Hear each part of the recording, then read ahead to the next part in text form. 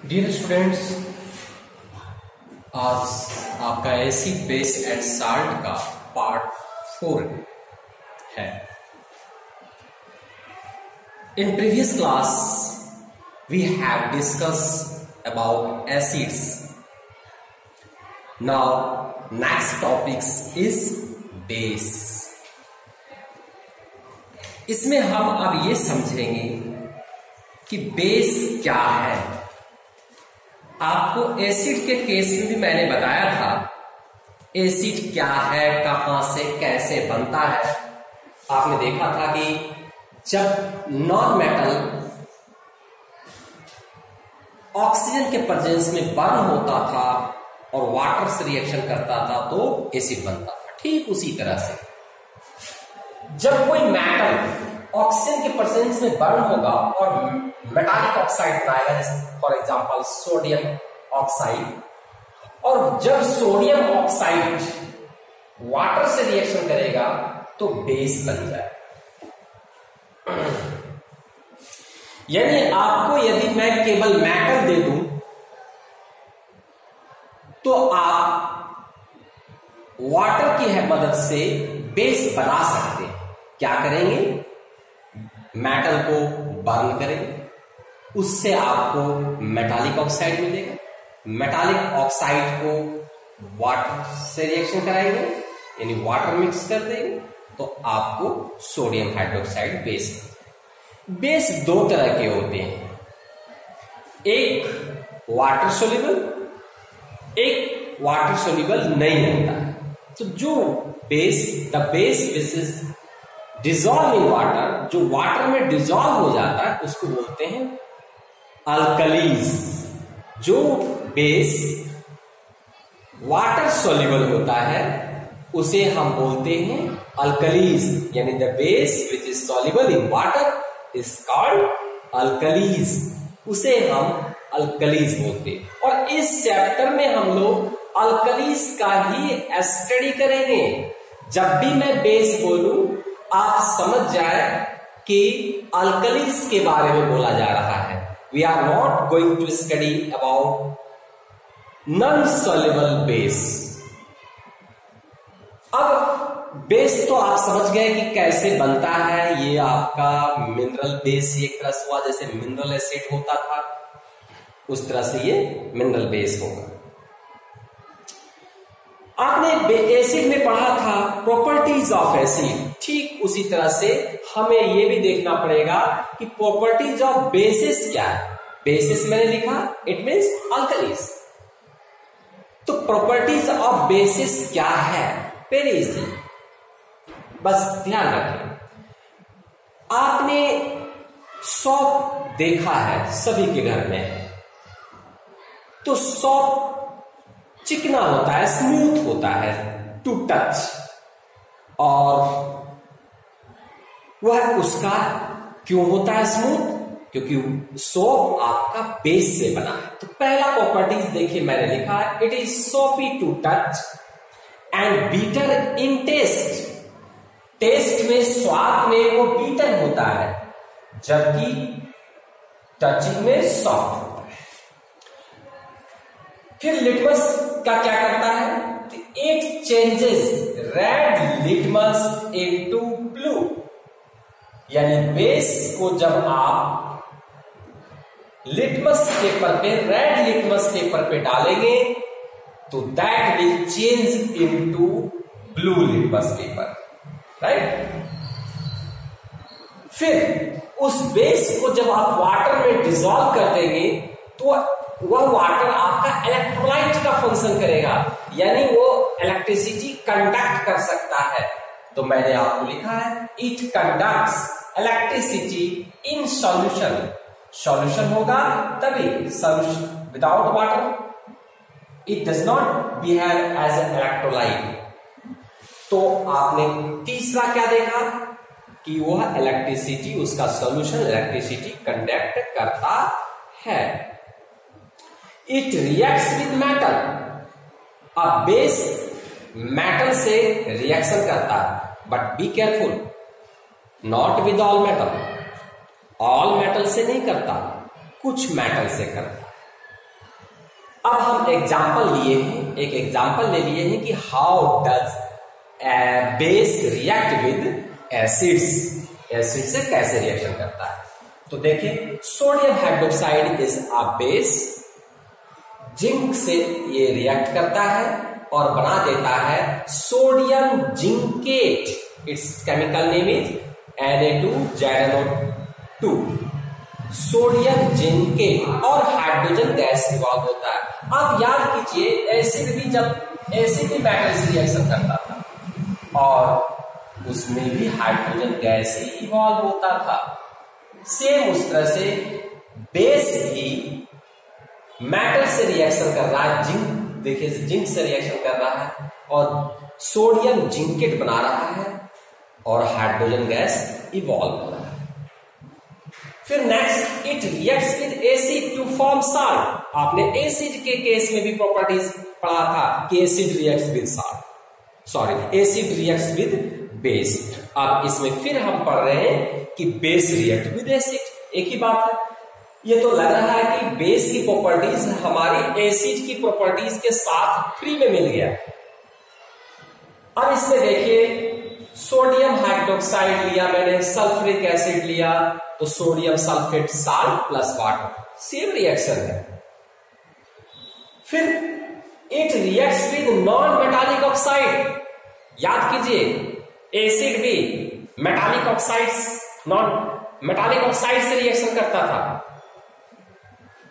और ये non metallic oxide से रिएक्शन कर रहा है, थोड़ा उल्टा है। तो it reacts with non metallic oxide. For example, आप इस एग्जांपल से भली भांति परिचित है, लाइम वाटर, स्लैक लाइम, है ना। लाइम वाटर को जब हम कार्बन डाइऑक्साइड से पास करवाते हैं तो वो मिल्की हो जाता है, व्हाइट प्रेसिपिटेट, कैल्शियम कार्बोनेट बना लेता है और ये क्या है, मेटालिक ऑक्साइड। तो इस तरह से हम कह सकते हैं कि base reacts with metallic oxide और ये प्रेसिपिटेशन रिएक्शन हो गया एक तरह से। तो आपने देखा, calcium hydroxide reacts with carbon dioxide and form calcium carbonate. ठीक, अब ये इतना ही है आपका क्या, प्रॉपर्टीज ऑफ बेस। अब हम बेस तो बना लिए, बेस का क्या गुण है ये देख लिए, यहां हम बेस बना लिए, यहां हम बेस की प्रॉपर्टीज स्टडी कर लिए। इसका इस्तेमाल क्या करेंगे, वेरी शॉर्ट में मैंने आपको इस्तेमाल बताया है, बहुत छोटे में आप लिख लेंगे, बहुत लर्न रहेगा बढ़िया से। सोडियम हाइड्रोक्साइड साबुन बनता है इससे। तो सोडियम हाइड्रोक्साइड से क्या मैन्युफैक्चरिंग करते हैं, it helps in manufacturing of soap, paper, synthetic fibre, जिसको रेयान बोलते हैं, रेयान फाइबर्स। तो आपका सोडियम हाइड्रोक्साइड से क्या क्या बनाए, सोप बनाए, पेपर बनाए और रेयान बनाए। फिर कैल्शियम हाइड्रोक्साइड आया, कैल्शियम हाइड्रोक्साइड आप देख लीजिए, कैल्शियम हाइड्रोक्साइड यहां भी आपने देखा, ये कहां से आता है ये भी आपने देखा है, चूना, है ना, कैल्शियम ऑक्साइड, चूना पत्थर जो है उसको जब वाटर से रिएक्शन कराते हैं तो आपका बन जाता है कैल्शियम हाइड्रोक्साइड। और इस कैल्शियम हाइड्रोक्साइड से हम क्या बनाते हैं, ब्लीचिंग पाउडर, है ना, जिससे कि बैक्टीरियल इन्फेक्शन दूर हो जाता है, साफ सफाई में इसका इस्तेमाल होता है, सैनिटाइजर के रूप में हम इसका इस्तेमाल करते हैं। तो कैल्शियम हाइड्रोक्साइड आपका क्या है, ब्लीचिंग पाउडर बनता है कैल्शियम हाइड्रोक्साइड। मैग्नीशियम हाइड्रोक्साइड से, मैग्नीशियम हाइड्रोक्साइड एक तरह से मेडिसिन है। जब हमारे पेट के एसिडिटी बढ़ जाती है, यानी इनडाइजेशन हो जाता है, तो हम मैग्नीशियम हाइड्रोक्साइड का टैबलेट हमारे एक्सेस, पेट में जो एक्सेस एसिड बन जाता है उसको न्यूट्रलाइज करता है, यानी न्यूट्रलाइज एक्सेस एसिड्स इन एस्टोमैक। सोडियम कार्बोनेट आपको पता है, पिछले क्लास में भी डिस्कस हुआ है, सोडियम कार्बोनेट से हम वॉशिंग सोडा बनाते हैं, यानी कपड़े धोने का सोडा, वॉशिंग सोडा। और सॉफ्टनिंग हार्ड वाटर को सॉफ्ट वाटर में भी इस्तेमाल होता है, इसका सोडियम कार्बोनेट का। फिर है सोडियम बाइकार्बोनेट, ये वॉशिंग सोडा है, ये बेकिंग सोडा है। बेकिंग मीन्स होता है पकाना, यानी खाने पकाने में इसका यूज होता है, या ब्रेड बेकिंग में इसका यूज होता है। पकाने से संबंधित जो भी हम सोडा यूज करते हैं वो सोडियम बाइकार्बोनेट को यूज करते हैं, इसको सोडियम हाइड्रोजन कार्बोनेट भी बोला जाता है। तो बेकिंग सोडा यूज हुआ किसमें? खाने पकाने में। और एंटासाइड, यह भी एसिडिटी को कम करता है, इंडाइजेशन में इसका भी यूज होता है, यानी हम सोडियम बाइकार्बोनेट का टैबलेट ले लेते हैं तो हमारे स्टोमक की एसिडिटी कम हो जाती है। ये चीज आपने देखा। आपको मैंने कुछ क्वेश्चंस दिया था एसिड के केस में कि what do all acids have in common. Same चीज यहां भी है कि what do all basis have in common. तो देखिए इसमें क्या कॉमन है। What do all basis have in common. All basis means alkali. मैंने आपको पहले ही बोला था कि इस 10th क्लास में जब भी हम बेसिस बोले तो वो कंसिडर होगा alkalis, because we are study only water soluble bases. तो all alkalis dissociates into hydroxide ions. Acid के केस में क्या था? All acids dissociates into hydrogen ions, और यहां हो गया hydroxide ions. On dissolving in water, जब उसको हम वाटर में डिसॉल्व करते हैं, इसी आयन के फॉर्मेशन के वजह से वो इलेक्ट्रिसिटी कंडक्ट करता है। यदि आयंस ना हो, चार्ज पार्टिकल्स ना हो, तो इलेक्ट्रिसिटी कंडक्ट पॉसिबल नहीं है। समझ गए जी? अब एसिड्स और बेस के बारे में हम लोग लगभग सब कुछ देख लिए, लेकिन एसिड के केस में हम एक चीज और भी देखे थे, स्ट्रॉन्ग एसिड, वीक एसिड। क्या इसमें नहीं होता है? इसमें भी होता है। स्ट्रॉन्ग बेस किसे कहेंगे और उसके क्या एग्जांपल है? The base which completely dissociates into hydroxide ions. जो बेस पूरी तरह से हाइड्रोक्साइड आयंस में डिसोसिएट हो, कुछ भी रेजिड्यू ना बचे। ऑन कब होता है dissociation? On dissolving in water is called strong base. अब ये स्ट्रॉन्ग बेस का एग्जांपल है सोडियम हाइड्रोक्साइड, पोटेशियम हाइड्रोक्साइड। जो स्ट्रॉन्ग मेटल है वह स्ट्रॉन्ग बेस बनाएगा। जितना हाईली रिएक्टिव मेटल है वो उतना स्ट्रॉन्ग बेस बनाएगा। तो sodium is very highly reactive metal, that is strongest base is sodium hydroxide and after that potassium hydroxide. Weak base क्या है? Just इसका उल्टा, the base which partially dissociates into hydroxide ions। जो partially यानी कुछ base का कुछ part hydroxide ions में चेंज होगा और कुछ रेसिड्यू लेफ्ट रह जाएगा, तो उसे हम क्या कहेंगे? Called weak base. Example weak base का क्या है? Calcium hydroxide, magnesium hydroxide, ammonium hydroxide. यह सब आपका जो है वो क्या है जी? एग्जाम्पल्स ऑफ है वीक एसिड। वीक एसिड का एग्जाम्पल है ये सब। तो आपने देखा वीक बेस का एग्जाम्पल है।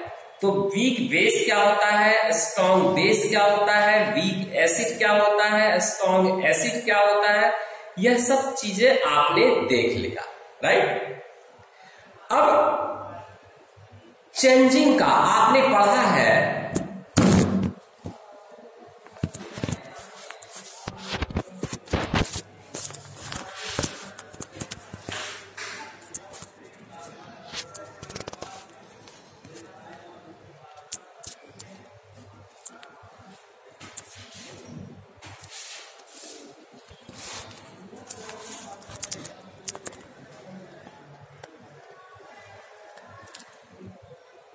सॉरी, आपने पढ़ा है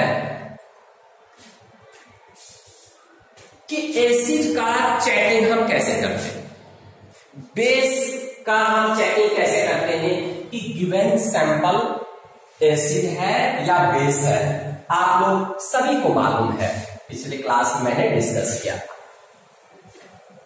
तो ये कैसे चेक करेंगे कि कौन सा एसिड स्ट्रॉन्ग एसिड है और कौन सा बेस स्ट्रॉन्ग बेस है, यह आप अभी कैसे चेक कर सकते हैं, क्योंकि आपको तो केवल ये पता है कि स्ट्रॉन्ग एसिड क्या होता है, बेस क्या होता है। ब्लू लिटमस रेड में चेंज हो गया, एसिड हो गया, रेड लिटमस ब्लू में चेंज हो गया तो बेस हो गया।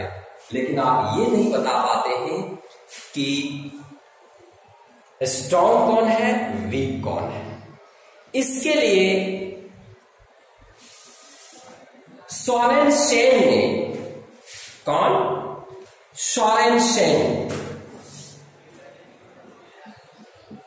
सोरेनसन ने एक पीएच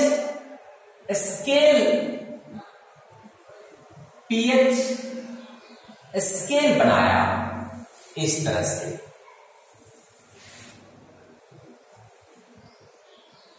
उन्होंने क्या किया, पूरी एसिडिटी और बेसिक प्रॉपर्टी को दो भाग में बांट दिया और सेंटर का वैल्यू उन्होंने रखा 7 और इधर 6, 5, 4, 3, 2, 1, 0 और इधर उन्होंने ले लिया 8, 9, 10, 11, 12, 13, 14।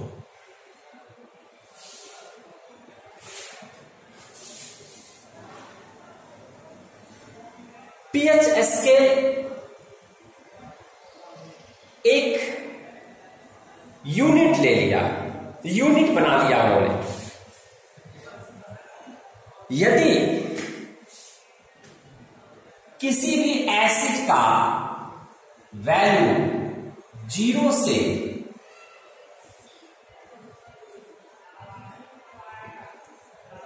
0 to 3.5 pH स्केल आ गया तो उसको रखा गया स्ट्रॉन्ग एसिड में।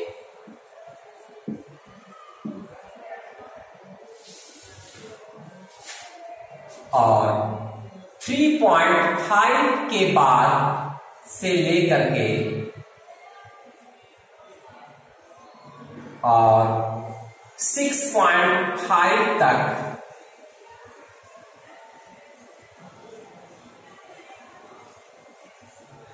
रखा गया वीक एसिड और इसे रखा गया न्यूट्रल,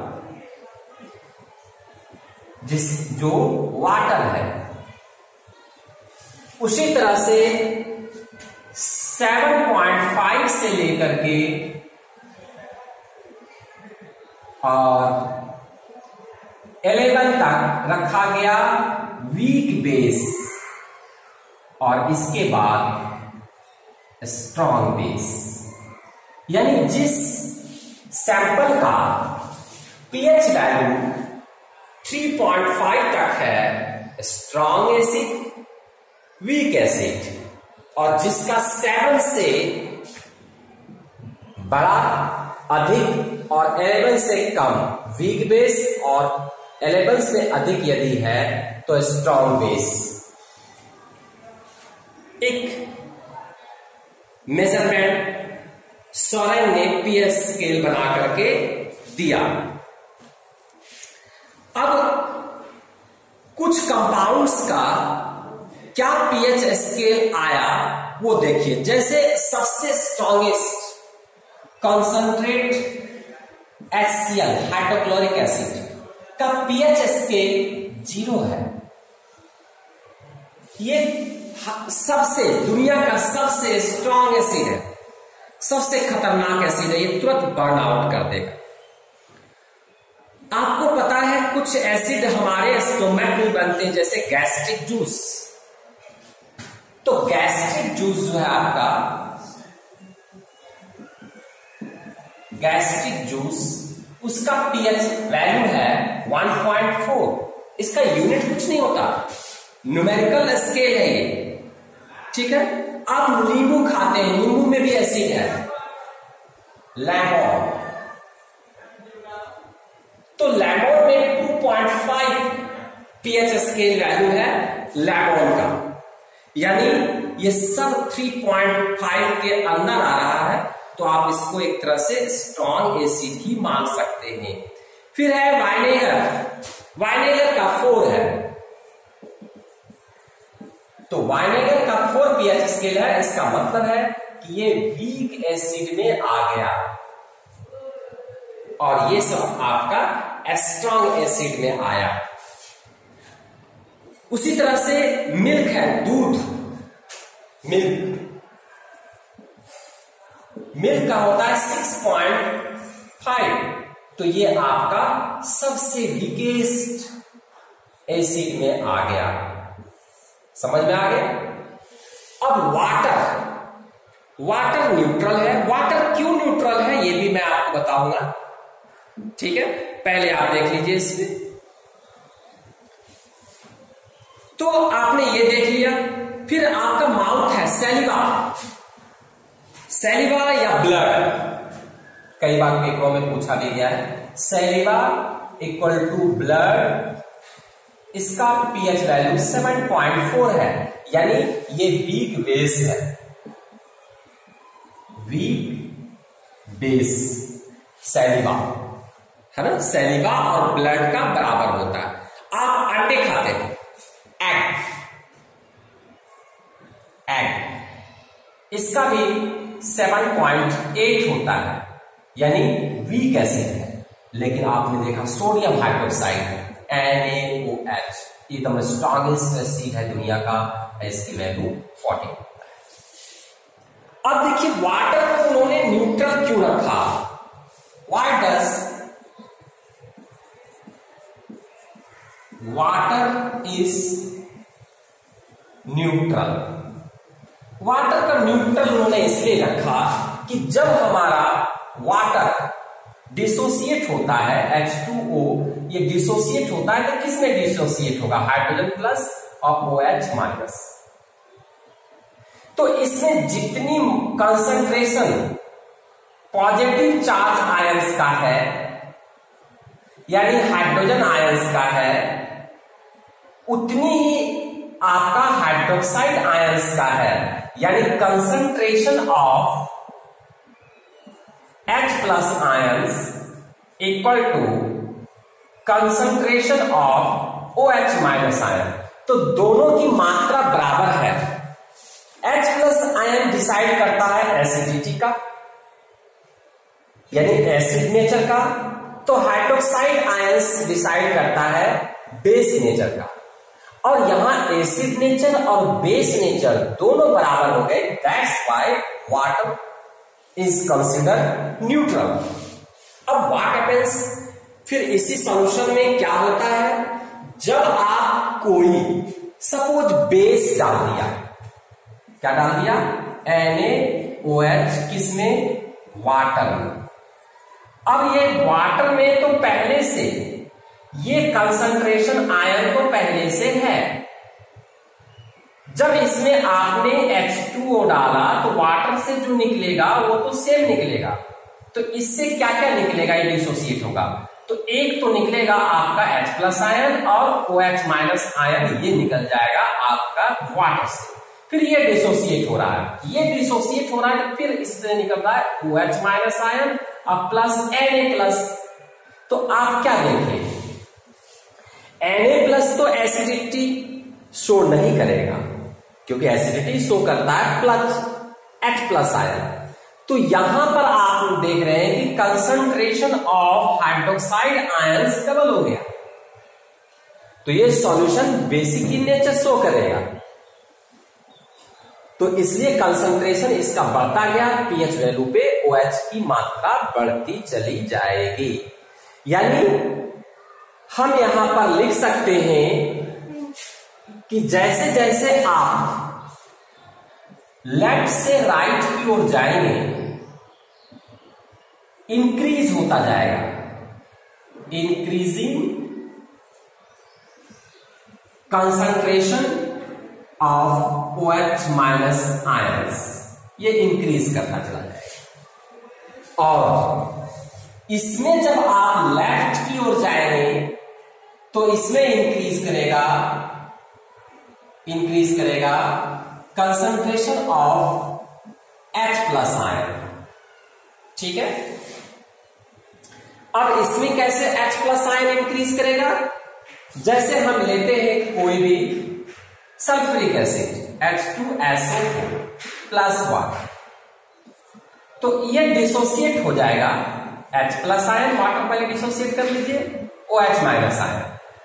अब यह पार्ट फिर अगेन डिसोसिएट होगा, यानी इसमें हो जाएगा 2H प्लस आयन अब प्लस SO4 माइनस 2 माइनस। तो ये तो बेस एसिडिक नेचर नहीं शो करेगा, यहां बढ़ गई इसकी मात्रा, ये कांस्टेंट रह गया और 2H प्लस आयन बढ़ गया। तो फिर यहां आप देखते हैं कि इंक्रीज कर गया क्या?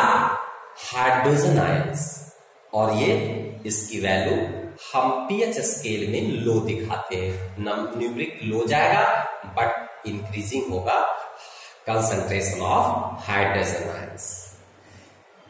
तो इस तरह से पीएच स्केल बनाया कौन? सोरेनसन ने। पर लेबोरेटरी में इससे भी आसान कलर इंडिकेशन का, जिसको कि बोला गया यूनिवर्सल इंडिकेटर, एग्जाम में भी आता है, पूछ दिया जाता है, what do you mean by universal indicator? तो यूनिवर्सल इंडिकेटर क्या है, पहले हम ये देख लेते हैं।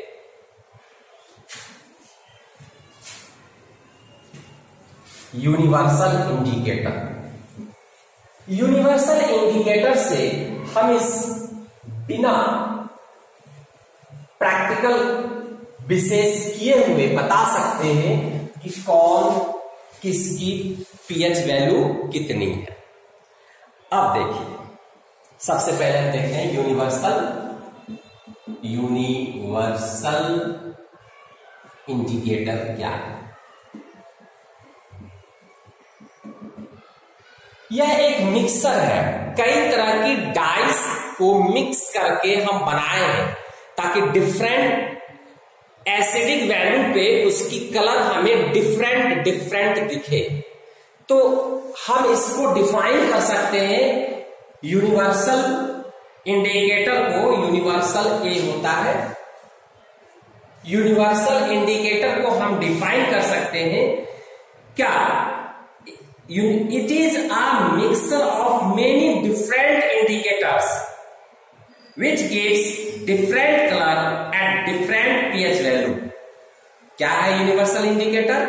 Universal indicator is a mixture of different indicators. Universal indicator is a mixture of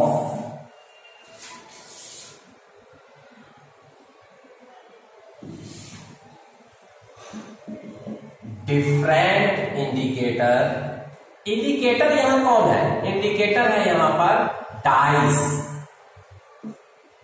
ठीक है, universal indicator is a mixture of different indicator which give different color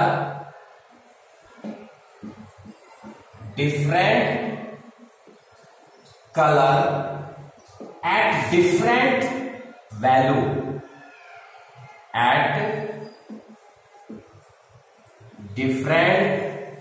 value of pH।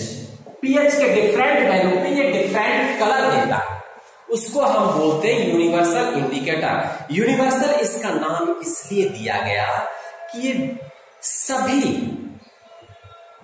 Acidic value के basic value को बता सकता है। जैसे ये आपके लेबोरेटरी में ये प्रेजेंट होता है, सपोज पीएच वैल्यू है 0, तो 0 में ये यहां यदि कोई किसी भी सब्सटेंस को जब इस पर डालेंगे तो वो डार्क रेड कर देगा, डार्क रेड, यानी डार्क रेड आ गया। आप सैंपल को डाल दिए यूनिवर्सल इंडिकेटर पे और उसका कलर इस जगह डार्क रेड आ गया, तो उसकी वैल्यू पीएच वैल्यू आप क्या समझेंगे? 0 है। यदि उसकी कलर रेड आ गया यूनिवर्सल इंडिकेटर का, तो आप ये समझेंगे कि उसकी पीएच वैल्यू 1 है। यदि फिर रेड ही रहा तो 1 और 2 दोनों हो सकता है। और यदि फिर डिफरेंट वैल्यू आपका सपोज रेड ना आकर के चेंज हो गया ऑरेंज रेड, रेडिश टाइप का ऑरेंज रेड आ गया, तो समझिए 3 है। और यदि उसका ऑरेंज के बाद आ गया तो समझिए उस इंडिकेटर पीएच वैल्यू उसकी 4 है ना। यदि उसका ऑरेंज येलो आ गया तो समझिए उसका पीएच वैल्यू 5 है। यानी एक ऐसा साइंटिस्ट ने इंडिकेटर तैयार किया, यूनिवर्सल इंडिकेटर, जिसका कि डिफरेंट पीएच वैल्यू पे, देखिए मैंने लिखा कि universal indicator is a mixer of different indicator, यानी डायरेक्ट में दिया गया, which give different colour at different pH value of pH. थोड़ा सा इसको आप सुधार भी कर सकते हैं, अपनी लैंग्वेज अपनी ढंग से बना सकते हैं। Universal indicator is a mixer of different indicator dyes which gives different color at different pH value। आप ऐसे भी लिख सकते हैं सॉल्व pH वैल्यू, तो डिफरेंट pH वैल्यू पे डिफरेंट कलर दे रहा है, ये चीज आप देख रहे हैं, है ना। इससे आगे जाएंगे तो आपका ग्रीनिश येलो दे देगा, सारा टाइम लगेगा लिखने में। ग्रीनिश येलो 6 दे दिया और 7 जो वाटर न्यूट्रल है तो ये आपका ग्रीन कलर देगा, ठीक है। ग्रीन दे दिया, इसका मतलब है कि वो 7 है। फिर इससे आगे ये पढ़ते हैं आप कि जैसे ग्रीन ब्लू दिया, ग्रीनिश ब्लू यदि आप देते हैं तो समझिए 8 हो गया। ग्रीनिश ब्लू देते हैं 9, यदि ब्लू देता है तो 9 है। ब्लू यदि देता है तो 9 है। उसी तरह से 10 हो जाएगा, 11 हो जाएगा। जैसे ब्लू के बाद नेवी ब्लू आता है, नेवी ब्लू, तो यह आपका हो जाएगा 10। फिर आपका 11 यदि है तो पर्पल है, पर्पल, ठीक है। यदि पर्पल कलर आ गया तो समझिए कि क्या है, 11 पीएच वैल्यू है। और यदि आपका डार्क पर्पल आ गया,